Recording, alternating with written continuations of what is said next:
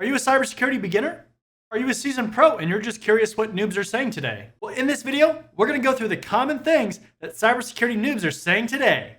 But first, welcome to the channel or welcome back. My name is John Good, and on this channel, we talk all about cybersecurity. If you enjoy the content, make sure to leave a like and subscribe to the channel. And if you have any questions, leave them in the comments section below.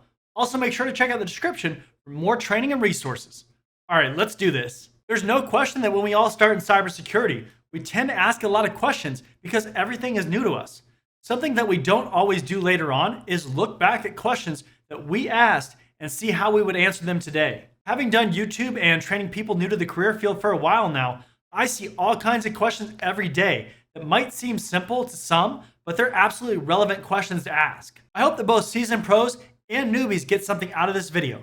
Let's do this. Number one, do I need to work in help desk first before I get into cybersecurity? There is nothing that says you have to get a job in IT like help desk or system administrator before you work in cybersecurity. Does it help you prepare? Absolutely, but you can get the 70% solution through certifications, studying, and experimenting in a home lab.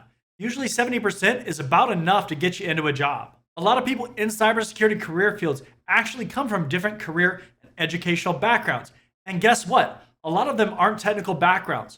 Personally, I came from a sales background, but I've seen people come from law enforcement, journalism, and all kinds of other areas. Of course, if you come from another background, you'll have to make up ground, but it's totally doable. Number two, do I have to get specific certifications before I can get into cybersecurity? The answer is no. There are certain skills that you need to learn to create your foundation of knowledge, but remember, you're most likely competing against either a few to a few hundred candidates that are most likely going to have certifications.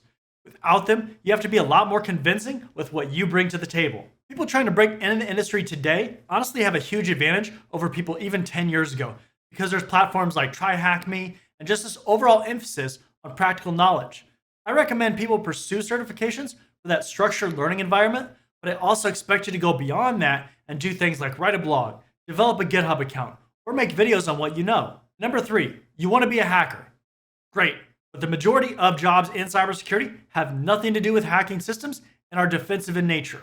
Learn core cybersecurity knowledge, give yourself options, and then specialize in your area of choice. So many people want to be hackers today, and again, given that there's so few jobs in hacking, why would you get the job over somebody else? The best hackers are invaluable because they really understand how everything works together, not because they know how to run a single command in a tool like Metasploit. Hacking's always been the cool area of cybersecurity. It's just the way it is. But people learn pretty quickly after pursuing some of these certifications that it's not easy to land a hacking job. And in the end, you might not actually be doing what you want to do. Just be open to different job roles. Number four, you want to work in cybersecurity because all the salaries are over $100,000 per year, and that's what you expect to make in your first job. There's no question that salaries in cybersecurity are higher than a lot of career fields, but I hate to break it to you, your first job isn't going to be $100,000 most likely, and especially if you haven't been working in IT or some kind of tech job like programming, it's probably not going to happen. You can definitely get there quickly, even after just a few years, if you start doing extra things like bug bounties, and then the sky's the limit.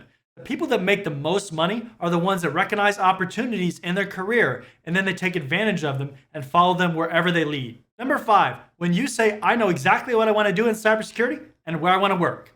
Awesome. But one of the things that you'll probably realize pretty quickly is that you have to be flexible. You could apply to your dream job and feel like you match the qualifications perfectly, but you either don't get an offer or you don't even get an interview. This career field is all about making progress with every change. So as long as you pick jobs, certifications, training, and other things that match your end desire, you'll keep making progress to getting where you want to be. This also goes back to what I said earlier about being flexible because your interests are going to change and new areas will become available to you. And frankly, you might just get bored with one area. I hope that you're enjoying the content in this video so far. If you are, make sure to leave a like and subscribe to the channel and check out the description for more training and resources.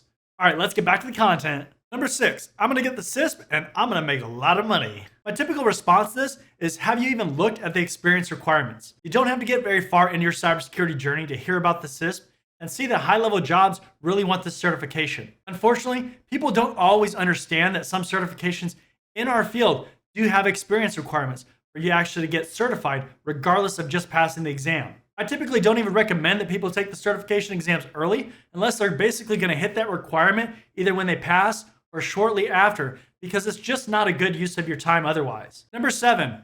Well, so-and-so says that certifications are a waste of time, and that's what I think too. This kind of goes back to my response for number 2, but certifications do have value in our industry, plain and simple. Now, I'm definitely not saying that you have to go out and get 10 or 20 different certifications to be in a good spot for your career, but if you don't have any, especially after a few years in the industry, it's just going to look like you aren't even trying, and it's going to be really hard to find and land those really good jobs. You really have to be careful about who you get advice from, because there's people out there who don't know what they're talking about, or they're so out of touch with the industry that they'll give advice like it's facts. You have to avoid their advice like your life depends on it if you want to be successful. Number 8, I'm only going to get training or certifications if my employer funds it. I hate to break it to you, but a lot of employers are cheap when it comes to training and certifications, even though they expect you to have them. Not only that, but if you want to change the job that you have, employers probably aren't going to fund that, so you're going to have to come up with some of these funds on your own. Fortunately, as you start getting some more experience, you can make some pretty big pay jumps and find yourself making over 6 figures pretty quickly. One thing that I highly recommend is that you set a yearly budget from your own funds so that you can learn more. Now, that might only be a few $100s, or it might be several thousands of dollars. The choice is yours, but I wouldn't leave it solely up to your employer to fund this. Number 9, I'm going to be the most technical person, and soft skills aren't going to matter. This is a dangerous mindset because, first of all, you're probably going to talk to people all over the organization or clients on a regular basis. If your soft skills aren't good, then it's going to make life difficult. Now, that doesn't mean that you have to be an amazing public speaker, but you've got to be able to communicate with people and translate technical talk into non-technical talk. This will set yourself apart in your career. Second, the more senior that you get, the more likely that you're going to find yourself doing presentations, conference talks, or interviewing. This is not a career field where you can just escape from all interaction, because dealing with technology is a big part of our job, but it's also important to be able to talk to people. You've got to work on improving your communication skills. It's just that simple. Number 10, I hate programming. Can I still be successful in cybersecurity? Yes.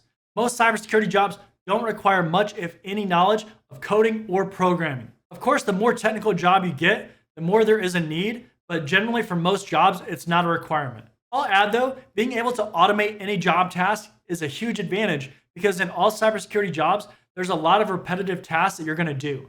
Automating those tasks saves a ton of time and can make you more valuable. Question of the day. Which area of cybersecurity do you want to work in? Let me know down in the comment section below. In this video, we went through the common things that cybersecurity noobs are saying today. This video isn't meant to be an attack on the people that are new to the industry, but it's meant to address some of the common statements that are made without all the facts. I know I'm just becoming the old cybersecurity guy here because I've been in the industry for a little bit, but this is real advice to help you out. As always, make sure to leave a like, comment, and subscribe. Check out the description for more training and resources, and I'll see you next time.